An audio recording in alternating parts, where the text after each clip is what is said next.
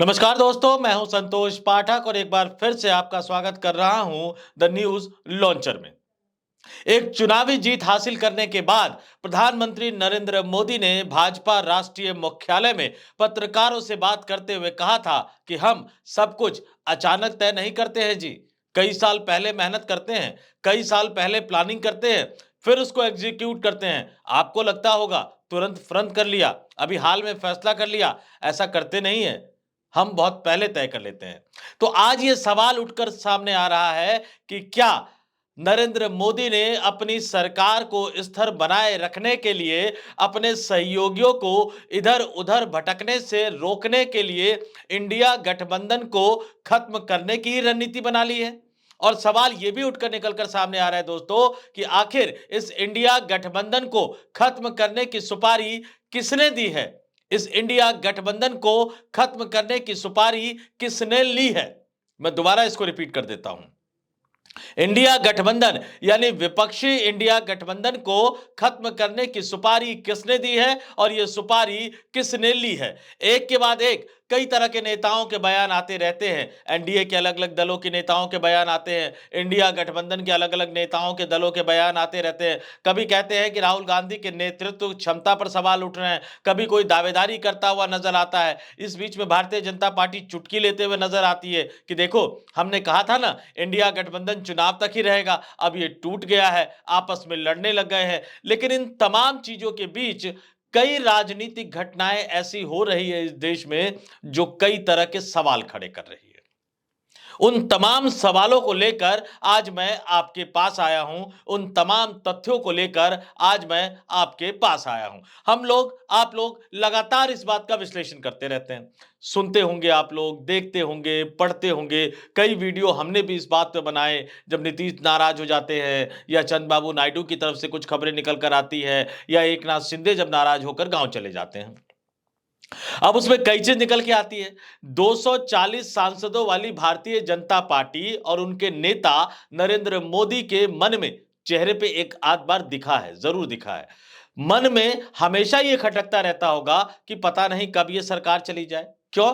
क्योंकि 16 सांसदों वाली तेलुगु देशम पार्टी के बल पर यह सरकार टिकी है, चंद्रबाबू नायडू के बल पर यह सरकार टिकी है। 12 सांसद वाले नीतीश कुमार भी जब चाहे मोदी सरकार की कुर्सी को हिला सकते हैं। ये तो 16 और 12 सांसदों वाली बात है। अगर आप थोड़ा सा और नीचे आएंगे तो 7 सांसदों वाले एकनाथ शिंदे भी अगर चाहे शुरुआत कर दे तो बाकी राजनीतिक दलों का मनोबल बढ़ जाएगा।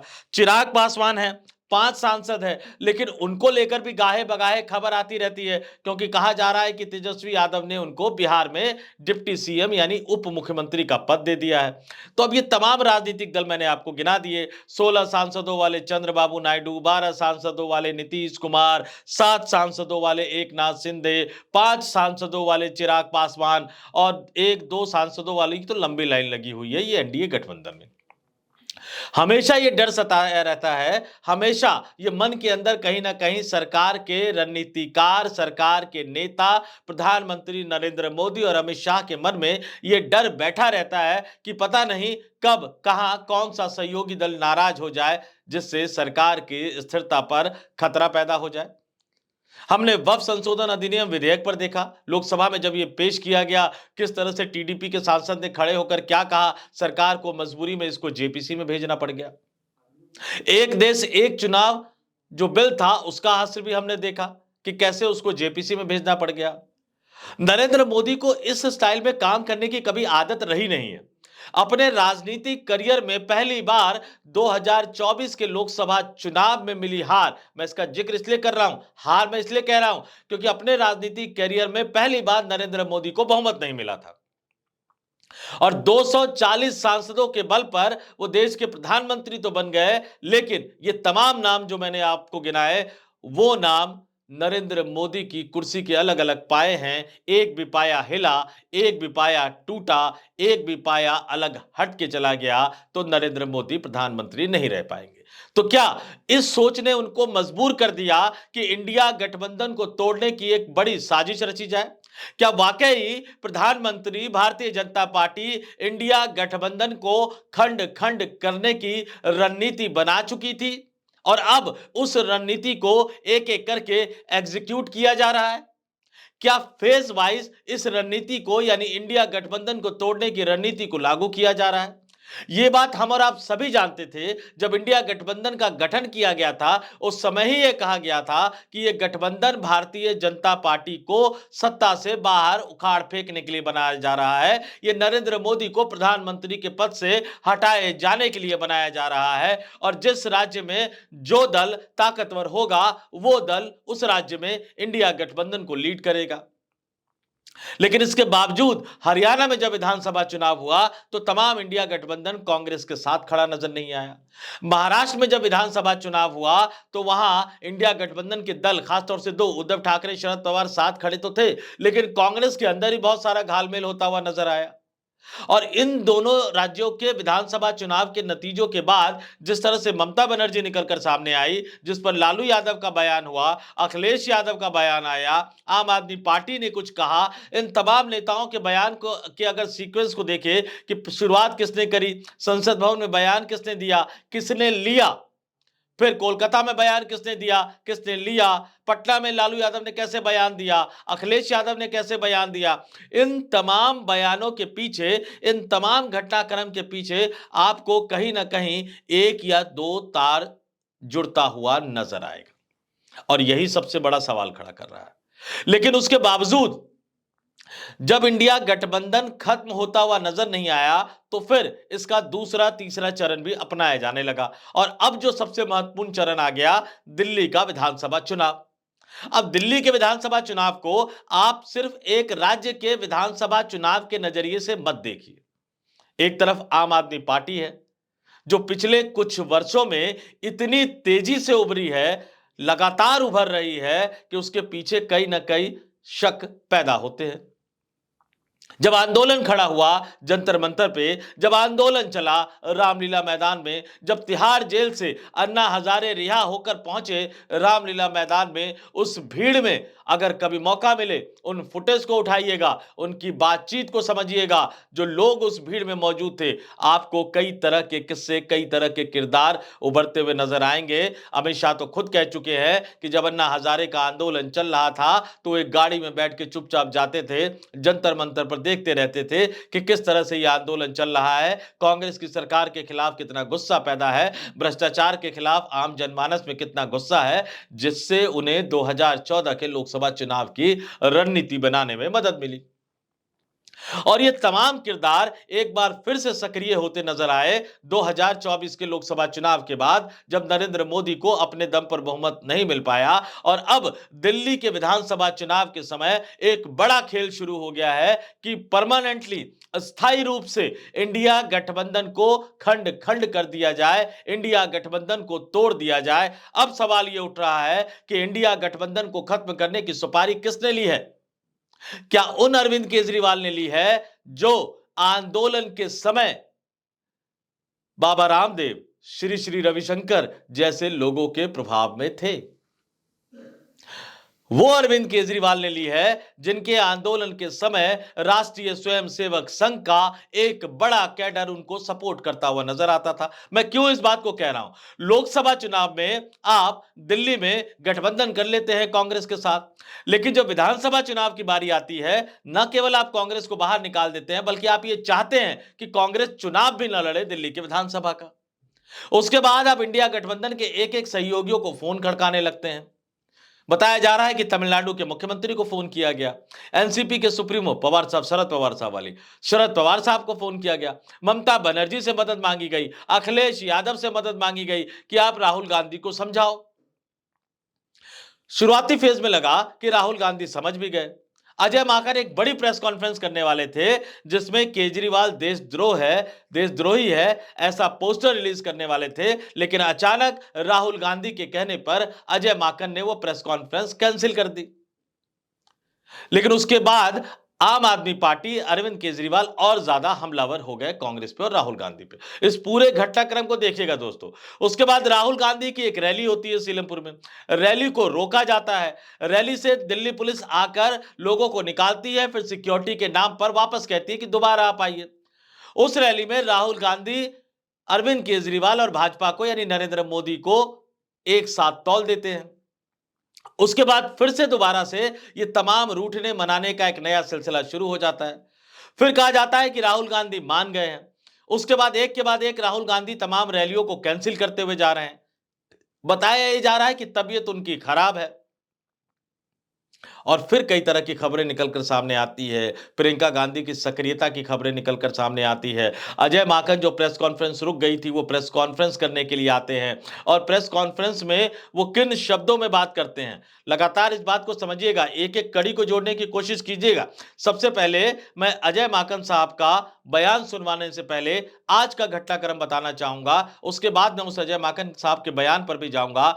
आज क्या कर दिया आम आदमी पार्टी ने, आज क्या कर दिया अरविंद केजरीवाल ने। आज सीधे सीधे राहुल गांधी पर निशाना साध दिया आम आदमी पार्टी ने, ये जानते हुए भी कि इंडिया गठबंधन में 99 सांसदों के साथ कांग्रेस सबसे बड़ी पार्टी है और इंडिया गठबंधन में कांग्रेस नेतृत्व करे या ना करे, लेकिन अगर किसी भी क्षेत्रीय दल या किसी भी अन्य राजनीतिक दल का कोई भी नेता प्रधानमंत्री बनने की हैसियत तक पहुंच पाता है, नरेंद्र मोदी को सत्ता से बाहर करने की हैसियत तक पहुंच पाएगा, तो बिना कांग्रेस के समर्थन के वो सरकार कतई नहीं बना पाएगा। कांग्रेस के बिना आप मोदी को हराने और हटाने का सपना देख तक नहीं सकते। लेकिन इसके बावजूद सीधे सीधे राहुल गांधी को निशाना बनाया गया भ्रष्टाचार को लेकर। आपके स्क्रीन पर मैं आम आदमी पार्टी का एक ट्वीट दिखा रहा हूं जो एक्स पर पोस्ट किया गया है। एक अकेला पड़ेगा सब पर भारी। यहां तक तो ठीक है, एक अकेला पड़ेगा सब पर भारी, लेकिन याद कर लीजिएगा सेम इसी तरह का डायलॉग प्रधानमंत्री नरेंद्र मोदी ने संसद के अंदर बोला था कि एक अकेला मैं सब पे भारी पड़ गया हूं।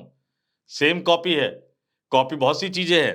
लेकिन अब देखिए आगे, केजरीवाल की ईमानदारी सारे बेईमानों पर भारी। अब ये पोस्टर मैं आपको दिखा रहा हूं, फुल स्क्रीन ये पोस्टर मैं आपको दिखा रहा हूं। देखिए, केजरीवाल की ईमानदारी सारे बेईमानों पर पड़ेगी भारी। पहले नंबर पे कौन है? नरेंद्र मोदी, देश के प्रधानमंत्री नरेंद्र मोदी। दूसरे नंबर पे कौन है?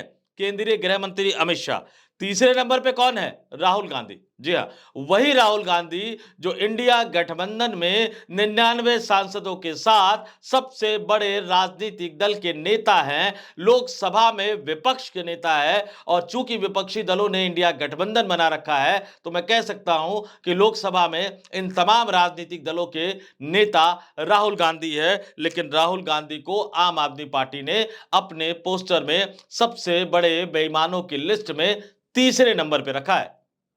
जबकि राहुल गांधी आज तक इस देश के संवैधानिक पद, अगर बड़े पदों की बात करूं तो ना प्रधानमंत्री बने हैं, ना मंत्री बने हैं, ना मुख्यमंत्री बने हैं। किसी भी ऐसे पोस्ट पर वो नहीं रहे हैं जहां वो देश के खजाने को कोई नुकसान पहुंचा सके भ्रष्टाचार करके। लेकिन आपकी लिस्ट में वो तीसरे नंबर पर है। आगे और बढ़ता हूं मैं।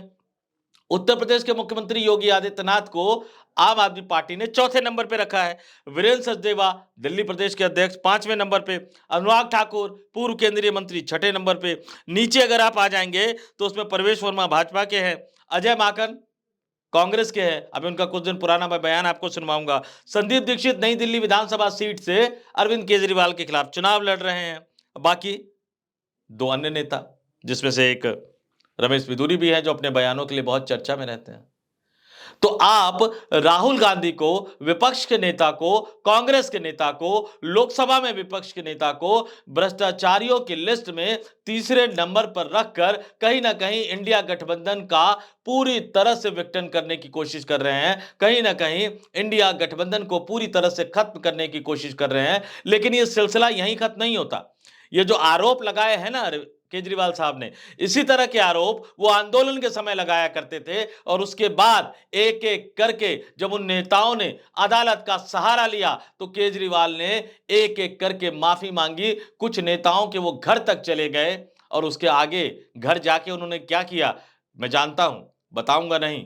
कम कहे को ज्यादा समझिए, माफी मांगने के अलग अलग स्टाइल होते हैं। किस किस अंदाज में जाकर माफी मांगी ना, कहना यहां ठीक नहीं है सार्वजनिक रूप से। लेकिन चलिए, अब मैं आपको अजय माकन साहब का बयान सुनवाता हूं जो कुछ दिन पहले उन्होंने प्रेस कॉन्फ्रेंस में दिया था, यह बताते हुए कि अरविंद केजरीवाल ने कब कब किस पर भ्रष्टाचार के आरोप लगाए और कब कब कहां कहां कैसे जाकर किस किस से माफी मांगी और जिस पर भ्रष्टाचार का आरोप लगाया उसी नेता को कैसे अपना वकील बनाया जमानत लेने के लिए। सुनिए अजय माकन साहब का ये बयान। अब आप ये देखिए कि उसने सबसे पहले मीटिंग करके ये एक लिस्ट बनाई सबसे भ्रष्ट लोगों की, और जो जो भ्रष्ट लोगों के अंदर टॉप 10 लोग थे सबके घर जाकर के माफी भी मांगा है उसके बाद, और उनमें से कईयों को वकील भी अपना बना दिया। सोचिए, जिनको कहते थे ये सबसे बड़े भ्रष्ट व्यक्ति हैं, इनको वोट नहीं देना, इनको हराना है 2013-14 के अंदर, उन्हीं को घर जाकर के उनको मना करके उनको इन्होंने अपना वकील भी बना दिया। जिस सिरसा के खिलाफ में ड्रग्स का चार्ज इन्होंने लगाया, उससे सिरसा से जाकर के माफी मांग ली रिटर्न में। नितिन गडकरी से रिटर्न में माफी, कपिल सिब्बल से रिटर्न में माफी। कौन सी ऐसी पार्टी का लीडर है जिससे इसने रिटर्न में माफी इन्होंने नहीं मांगी? तो अगर ऐसे व्यक्ति के बारे में कि वो क्या बोल रहा है, क्या सोच रहा है, आप पूछना चाहते तो मेरे ख्याल से क्या हम बोले उसके बारे में। मतलब वो आज बोल रहे हैं, कल को माफी मांग लेंगे। मनमोहन सिंह जी के बारे में आज वो बोल रहे हैं। मनमोहन सिंह जी को सबसे ज्यादा दुख अगर किसी ने पहुंचाया है तो उसका नाम केजरीवाल है, सबसे ज्यादा दुख। सुना आपने, लेकिन तस्वीर अभी पूरी तरह से साफ नहीं हुई है। इसके आगे मैं एक और बयान अजय माकन साहब का उसी प्रेस कॉन्फ्रेंस का कुछ दिन पहले जो दिया था वो सुनवाऊंगा, लेकिन उसमें उन्होंने जिस तरह के शब्दों का प्रयोग किया है, जिस तरह की भाषा का इस्तेमाल किया है, मैं उस तरह की भाषा, मैं उस तरह के शब्दों का प्रयोग सार्वजनिक रूप से नहीं कर सकता, कैमरे पर नहीं कर सकता। इसलिए उन्होंने क्या कहा था उसमें, उस प्रेस कॉन्फ्रेंस में, मैं आपको नहीं बताऊंगा। ये अजय माकन साहब की जबानी ही सुन लीजिए कि कैसे वो संबोधित कर रहे हैं, किन विशेषणों के साथ संबोधित कर रहे हैं दिल्ली के पूर्व मुख्यमंत्री आम आदमी पार्टी के मुखिया को। सुनिए। ऐसा कोई सगा नहीं जिसको केजरीवाल ने ठगा नहीं। तो ये जो है वो क्या कह रहे हैं और उसका क्या मतलब है, इस चीज को हम लोगों को अच्छे से समझ लेना चाहिए, एक बात। दूसरा, जितनी बार केजरीवाल ने कोर्ट में माफी मांगी है वो भी वर्ल्ड रिकॉर्ड होगा। इतनी माफियां कोर्ट में किसी ने नहीं मांगी। अगर जो है, मैं बड़े कम ऐसे शब्दों का इस्तेमाल करता हूं, लेकिन अगर कोई थूक के चाटने का कोई वर्ल्ड चैंपियन है तो उसका नाम केजरीवाल है। सुना आपने किन शब्दों के साथ संबोधित कर रहे हैं? मैं किसी पर आरोप नहीं लगाऊंगा। सोचिए आप खुद, कैसे ये हो गया कि राहुल गांधी पहले मान गए, राहुल गांधी इस बात को मान गए कि ठीक है वो सार्वजनिक रूप से हमला नहीं करेंगे, बहुत ज्यादा अटैकिंग मोड में नहीं आएंगे, लेकिन फिर किसने ये खबर छपवाई कि राहुल गांधी और प्रियंका गांधी दोनों दिल्ली प्रदेश के कांग्रेस के नेताओं से नाराज है क्योंकि ये लोग ढंग से चुनाव प्रचार नहीं कर पा रहे हैं। कांग्रेस के दिल्ली में चुनाव प्रचार में बहुत ज्यादा ठंडक है। उसके बाद अजय माकन सामने आते हैं, इन शब्दों के साथ प्रेस कॉन्फ्रेंस करते हैं, सीधा सीधा निशाना बनाते हैं केजरीवाल को, और शब्द आपने सुन लिए, भाषा आपने सुन ली। उसके बाद राहुल गांधी की जो शेड्यूल्ड रैलियां होती हैं वो कैंसिल हो जाती है। ये कहा जाता है कि वो बीमार पड़ गए हैं। लेकिन अगर आप राहुल गांधी के सोशल मीडिया अकाउंट्स पर जाएंगे तो वो तमाम चीजों पर कमेंट्स कर रहे हैं। वो कर्पूरी ठाकुर के जयंती पर उनको स्मरण कर रहे हैं, उत्तर प्रदेश के दिवस पर उनको बधाई दे रहे हैं, तमाम अलग अलग तरह के पोस्ट कर रहे हैं। लेकिन कांग्रेस के अस्तित्व के लिए जो सबसे बड़ा चुनाव है, जो महत्वपूर्ण चुनाव है, दिल्ली का विधानसभा चुनाव, उस पर कोई कमेंट नहीं कर रहे। और इस बीच खबर आती है कि अब चूंकि राहुल गांधी बीमार पड़ गए हैं तो प्रियंका गांधी दिल्ली में चुनाव प्रचार की कमान संभालेगी। इस लाइन पे थोड़ा सा गौर कीजिएगा कि राहुल गांधी बीमार पड़ गए हैं तो दिल्ली में अब प्रियंका गांधी चुनाव प्रचार की कमान संभालेगी। उसके बाद आम आदमी पार्टी इस तरह के तल्ख तेवरों वाला पोस्टर जारी करके सीधे सीधे राहुल गांधी पर हमला करती है। राहुल गांधी की टीम की तरफ से या कांग्रेस के नेताओं की तरफ से उस तरह का पलटवार नहीं होता, उस तरह का बड़ा पलटवार देखने को नहीं मिलता जिस तरह का पलटवार देखना चाहिए। तो क्या कांग्रेस के अंदर कुछ घमासान मचा हुआ है? क्या गांधी परिवार के अंदर कुछ घमासान मचा हुआ है? या फिर आम आदमी पार्टी ने सुपारी ले ली है, अरविंद केजरीवाल ने सुपारी ले ली है कि इंडिया गठबंधन को तहस नहस करना है, इंडिया गठबंधन को खत्म करना है, ताकि नरेंद्र मोदी निश्चिंत हो सके, ताकि नरेंद्र मोदी का डर खत्म हो जाए कि ठीक है ये तो इंडिया गठबंधन ही बिखर गया, अब चंद्रबाबू नायडू नाराज होकर जाएंगे तो जाएंगे कहां, नीतीश कुमार नाराज होकर जाएंगे तो प्रधानमंत्री किसको बनाएंगे, एकनाथ शिंदे कहां जा सकते हैं, कोई ठौर ठिकाना ही नहीं बचेगा। चिराग पासवान तो बेचारे सोच भी नहीं सकते जाने के बारे में। तो क्या उस निश्चिंतता के लिए इंडिया गठबंधन में इस तरह का बवाल मचाया गया है? इससे भी बड़ी खबर निकलकर यह सामने आ रही है दोस्तों, जो लगातार बार बार यह कहा जा रहा था कि अगर एक ही परिवार से दो लोग लोकसभा में पहुंचेंगे तो पार्टी के अंदर बड़ा घमासान पैदा हो सकता है। तो ये जो तमाम वाक्य हम आपको दिखा रहे हैं, ये पार्टी के अंदर का घमासान है, ये परिवार के अंदर का घमासान है, या वाकई आम आदमी पार्टी के मुखिया अरविंद केजरीवाल किसी बड़ी रणनीति के तहत, एक बड़ी साजिश के तहत कोई काम कर रहे हैं? ये तमाम तथ्य मैंने आपके सामने रख दिए। फैसला आपको करना है, लेकिन एक बात बिल्कुल साफ है कि इंडिया गठबंधन में सब कुछ ठीक ठाक नहीं चल रहा, कांग्रेस में सब कुछ ठीक ठाक नहीं चल रहा, और ये जो सब कुछ ठीक ठाक नहीं चल रहा है, इसका फायदा आज की तारीख में अगर मैं राष्ट्रीय स्तर पर करूं तो सिर्फ एक राजनीतिक दल यानी भारतीय जनता पार्टी और उनके नेता नरेंद्र मोदी और अमित शाह को होने जा रहा है। और अगर इसका फायदा मैं राज्य के स्तर पर इसका जिक्र करूं तो दिल्ली में भी इसका फायदा सिर्फ एक राजनीतिक दल आम आदमी पार्टी को और उनके मुखिया अरविंद केजरीवाल को होने जा रहा है। आप सब सोच सकते हैं, आप सब इन तमाम घटनाक्रम पर गौर कीजिए और सोचिए कि कौन खेल कर रहा है, किसका खेला चल रहा है, कौन किसको सुपारी दे चुका है, किसने किससे सुपारी ली है, और कौन किस तरह का षड्यंत्र का हिस्सा बना हुआ है। इस वीडियो में फिलहाल इतना ही। मुझे यानी संतोष पाठक को दीजिए इजाजत। आप तमाम लोग देखते रहिए द न्यूज लॉन्चर। नमस्कार।